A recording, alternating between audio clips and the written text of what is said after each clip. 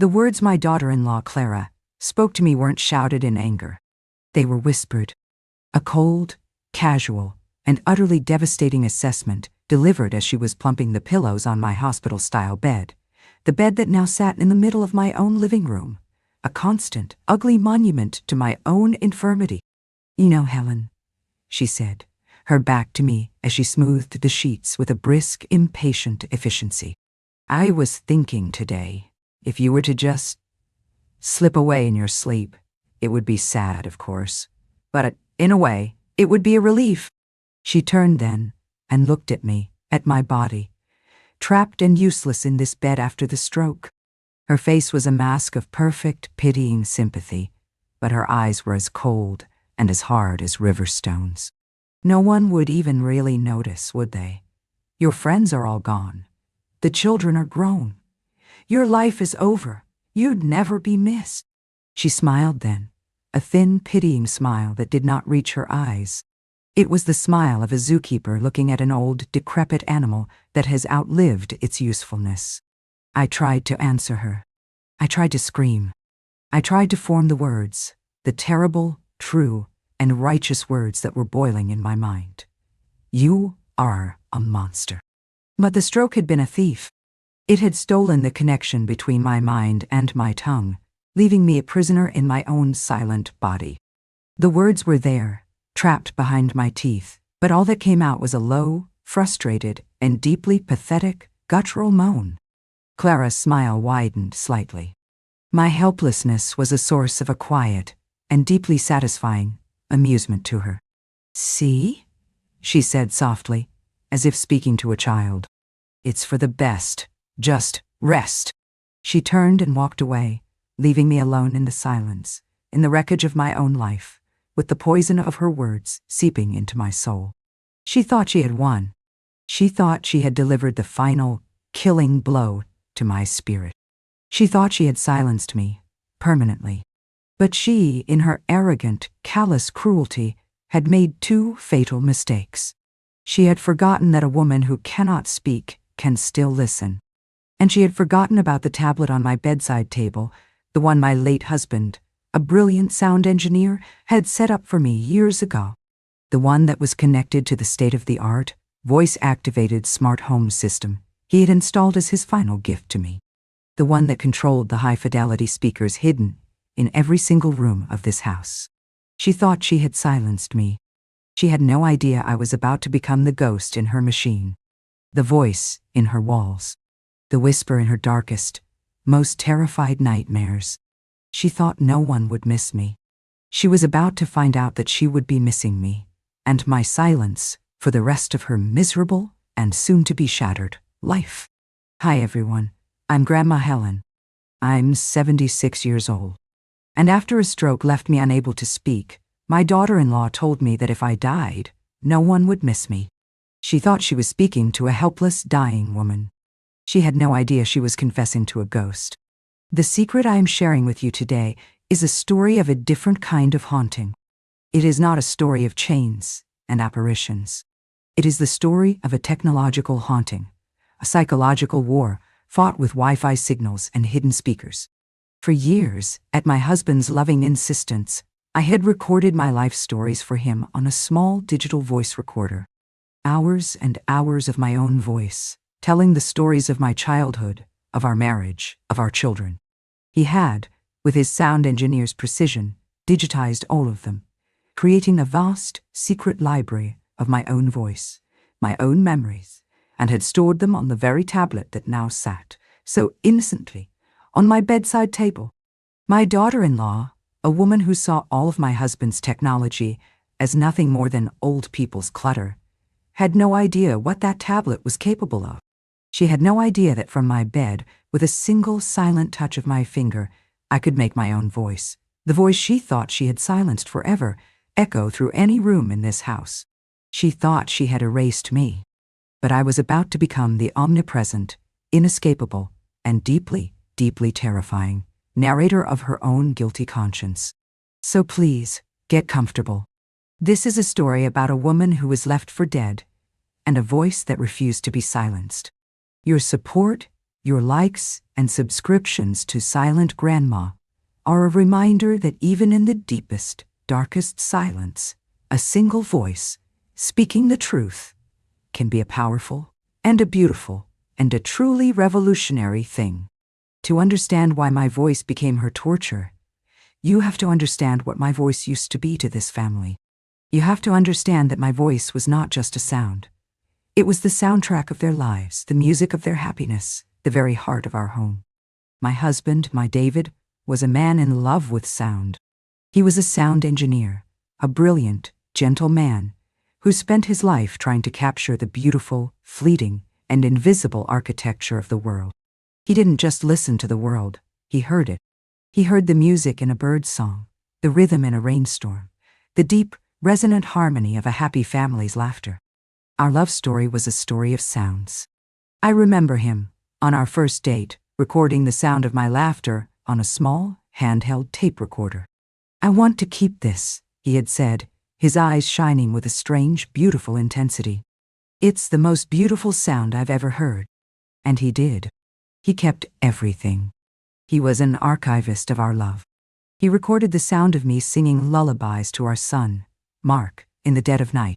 He recorded the sound of me reading bedtime stories, my voice a low, soothing murmur. He recorded the sound of our arguments, our reconciliations, our quiet, late-night conversations. He was building a library of our life together, a library of sound. It was his idea, years ago, for me to record my life stories. "Helen," he said to me one afternoon, as we sat in the garden, "your voice, it's the voice of our family. It's the voice of our history. I want our grandchildren and their grandchildren to be able to hear it. I want them to hear your stories in your voice." Nafun. And so, I did. I sat with his small digital voice recorder, and for hundreds of hours, I talked. I told the stories of my own childhood, of my parents, of the world that was. I told the story of how I met him, of our first date, of our wedding day. I told the story of the birth of our son, of his first steps, of his first words. I poured my entire life, my entire heart, into that small digital machine. And my husband, my beautiful, loving archivist, took those recordings, and he edited them. He cataloged them, and he stored them on a simple, easy-to-use tablet, creating a digital library of my life. A gift, he said, for the generations to come. I had no idea that he was also, in his quiet, loving foresight, giving me the weapon I would one day need to save my own life. My son, Mark, grew up surrounded by this world of love and of sound. He was a good boy, a kind boy, a boy who loved his parents and the warm, happy home they had created for him. But he was, like his father, a dreamer. Not a dreamer of sounds, but of images. He became a graphic designer, a man who saw the world in terms of color and light and beautiful, perfect, and often superficial images. And he married a woman who was the physical embodiment of a perfect image, Clara. Clara was a woman who craved silence. She was a minimalist, a woman who saw emotion and nostalgia, and the messy, chaotic sounds of a real lived-in life as a form of clutter. She was a woman of clean lines, of quiet spaces, of a tightly controlled and utterly silent serenity. When she married my son and moved into our lives, she did not approve of our noise. She did not approve of the loud, boisterous family dinners, the spontaneous bursts of laughter, the constant, humming presence of music and stories. She saw it all as a kind of chaos, a chaos she was determined to control. The first casualty was the music. My husband had installed a state-of-the-art sound system throughout the house, with speakers hidden in every room. Our home was always filled with music, with classical, with jazz, with the old folk songs my husband so loved. But Clara found it distracting. "How can anyone think with all that noise?" she would say with a polite but firm smile. And so, slowly, the music faded. The house became quieter. The second casualty was the stories. I was a talker, a storyteller. It was how I loved, how I connected, how I lived. But Clara found my stories draining. She would listen, her face a mask of polite but weary patience, as I would tell a story about her husband's childhood or a memory of my own. And when I was finished, she would give a small, tight smile and say, "That's nice, Helen," and then she would immediately, and very deliberately, change the subject. And so, slowly, my stories faded. The house became quieter still. The final and most devastating casualty was my own voice. 3 months ago, I had a severe stroke. It was a thief in the night, a silent, brutal invader that stole my ability to speak. I survived, but I was left a prisoner in my own silent body, my mind sharp and clear, but my voice, my beautiful, powerful, and utterly essential voice, gone. And that was when Clara, my quiet, minimalist, and deeply, deeply controlling daughter-in-law, saw her chance. She became my caregiver. It was a role she embraced with a terrifying and utterly silent efficiency. She moved my bed into the living room, the heart of the home I had once filled with my own voice.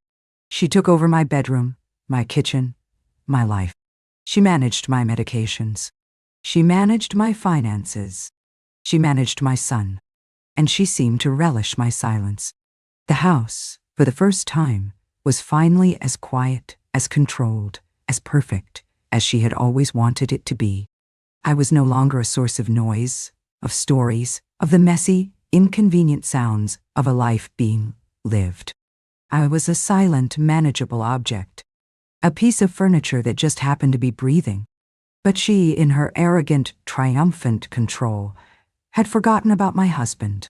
She had forgotten about his love of sound, his obsession with technology, his final brilliant gift to me. She had forgotten about the tablet on my bedside table. She had forgotten about the speakers hidden in the walls. And she had forgotten about the hundreds of hours of my own voice, my own stories, my own life, that were stored on that small, unassuming, and soon-to-be weaponized little device. She had silenced me, but she had no idea that I was about to start haunting her. In glorious, high-fidelity, surround sound. My first haunting was a gentle one. A test. A quiet and deeply satisfying proof of concept. It was 3 nights after Clara had delivered her cruel verdict on my life. The house was dark, silent, a tomb of her own making. I lay in my bed, my heart a steady, calm drum, and I used my one good hand, my left hand, to slowly, deliberately navigate the tablet. The interface my husband had designed was simple, intuitive. A map of the house, with each room a separate, touch-sensitive icon. And next to it, a library of my life, hundreds of audio files, each one meticulously labeled. Childhood, the story of the bluebird, marriage, our first apartment, motherhood, Mark's first steps. I chose a small, innocuous file. A recording of me, from years ago, humming a lullaby, a simple, sweet tune I used to sing to my son, Mark, when he was a baby. I selected the master bedroom, Clara's new kingdom, as the target. And with a single, silent tap of my finger, I pressed play. I had set the volume low. A barely audible whisper. A ghost of a sound. I could not hear it from my bed in the living room, but I could imagine it. I could imagine the soft, sweet sound of my own voice, humming a long-forgotten tune, seeping out of the hidden speakers in the walls of her silent, sterile bedroom. The reaction was immediate, and it was beautiful. I heard a sharp, sudden intake of breath from the bedroom down the hall. Then, a frantic rustling of sheets. The sound of a lamp being switched on. And then, silence. A thick, listening, and deeply, deeply terrified silence. She did not scream. She did not call out. She just lay there, in the darkness, listening. And I knew, with a certainty that was a balm to my wounded soul, that she had heard it. She had heard the ghost. The next morning, she was a wreck. Her perfect, serene composure was gone, replaced by a pale and deeply unattractive shade of fear. There were dark circles under her eyes. Her hand trembled as she poured her morning coffee. She kept glancing over her shoulder, at the empty corners of the room, as if expecting to see something there. My son, of course, noticed. "Are you okay, darling?" he asked, his voice full of a genuine and deeply misplaced concern. "You looked tired." "I'm fine," she snapped, her voice a little too sharp, a little too high. I didn't sleep well." She did not mention the humming. Of course, she did not. How could she? How could she explain to her logical, rational, and deeply, deeply unimaginative husband that she had heard his mother, his silent, stroke-addled mother, humming a lullaby in the middle of the night? It was impossible. It was insane. It was the kind of thing that would get a person committed. And so, she said nothing. She suffered in silence. And I, from my silent, comfortable bed, watched her. And I smiled. The first battle in the war for her sanity had been won. And I was just getting started. My hauntings became a daily and deeply satisfying ritual. I was a phantom DJ, a spectral curator, playing the soundtrack of her own guilty conscience. I became an artist of psychological torture, my medium a combination of sound and silence, and her own rapidly deteriorating mental state. I would play the sound of my own laughter, a recording from a long-ago Christmas morning in the kitchen while she was making her breakfast. A sudden joyful burst of sound in the sterile silence of her morning routine. I would hear the clatter of a dropped coffee cup, a sharp, terrified gasp, and then a frantic, searching silence. I would play the sound of me reading a bedtime story to my son, a story about a brave little bear who gets lost in the woods, in the nursery that had been prepared for the grandchild she had never been able to conceive. I would hear her, walking past the room, stop dead in her tracks. I would hear the soft, hesitant creak of the door as she peered inside. And I would hear her small, choked sob as she closed it again. I would play the sound of me and my husband, arguing about something small and silly, our voices overlapping, a chaotic and deeply human symphony of a real marriage. I would play it in the living room, while she and my son were sitting in a strained and deeply unhappy silence, watching television. I would watch as her face would go pale, as she would grip the arms of her chair, her knuckles white. She was a woman coming undone. She was losing weight. She was not sleeping. She was jumping at shadows. She was living in a house that had become her own, private and deeply, deeply personal, haunted house. And I was the ghost. A ghost who was, with every passing day, becoming more and more real to her. Her anger, her frustration, her terror had to go somewhere. And it went to the only safe and logical target she had. My son. Their arguments became more frequent, more vicious.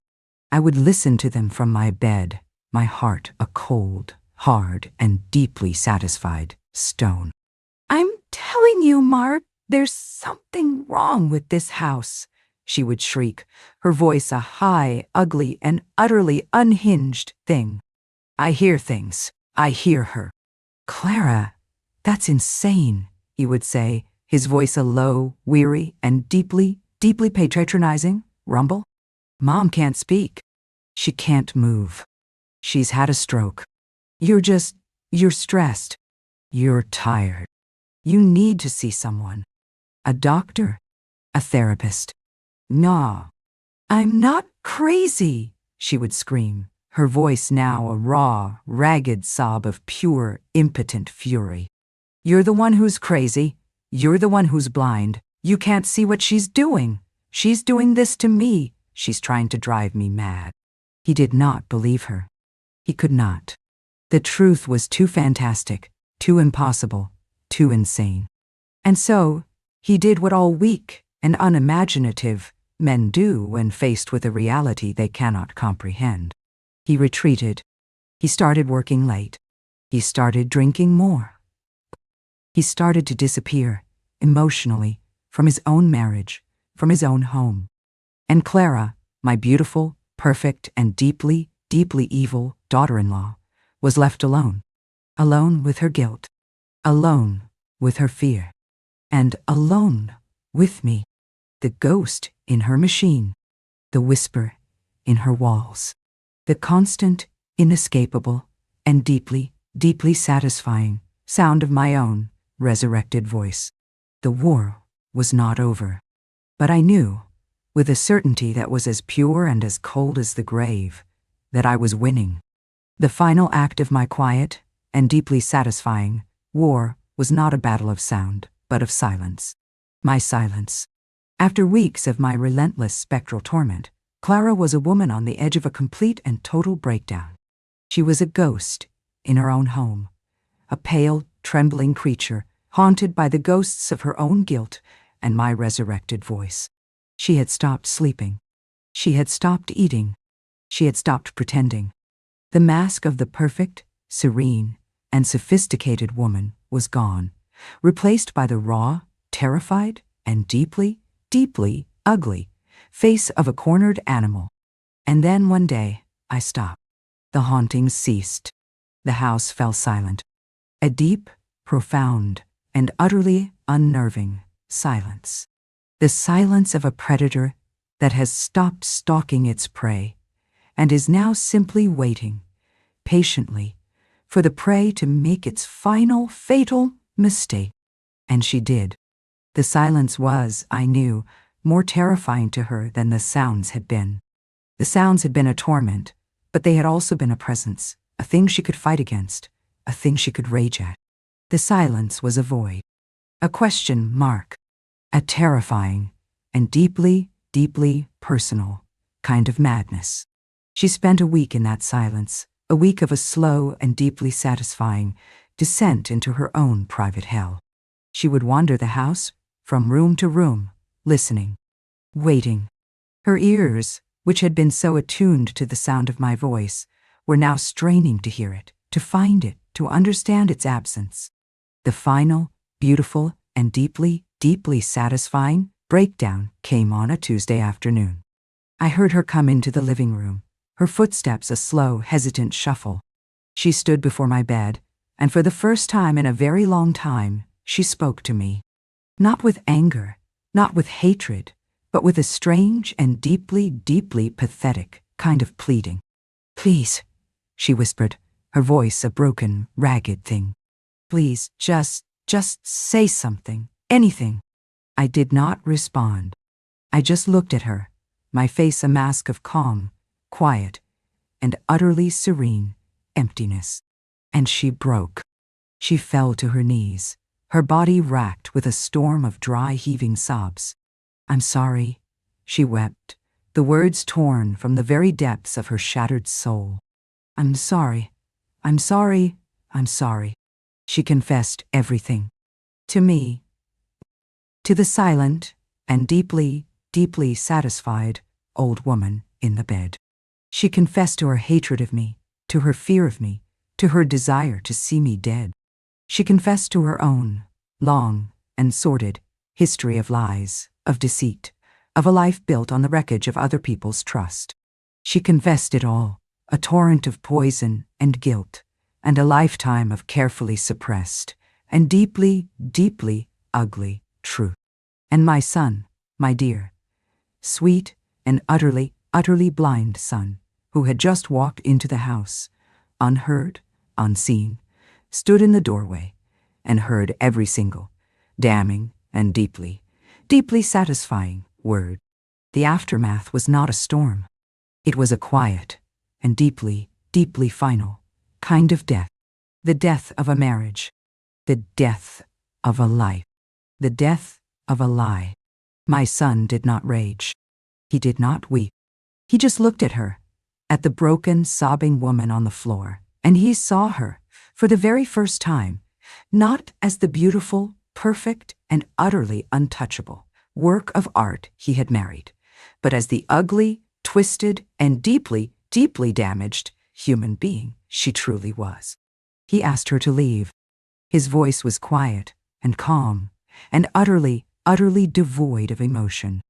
It was the voice of a man whose heart had not just been broken, but had been surgically and expertly removed. She left that day, a ghost, a shadow, a woman who had been so terrified of being erased that she had, in the end, erased herself. My life, in the months that followed, was a slow and difficult and deeply, deeply profound journey back to the world of the living. My son, in his own quiet and deeply shamed way, became my caregiver. He was a man adrift, a man whose entire world had been revealed to be a lie. But in the wreckage of his life, he found a new purpose. A purpose that was not about ambition, or about success, or about the beautiful, perfect, and utterly empty images he had once so loved.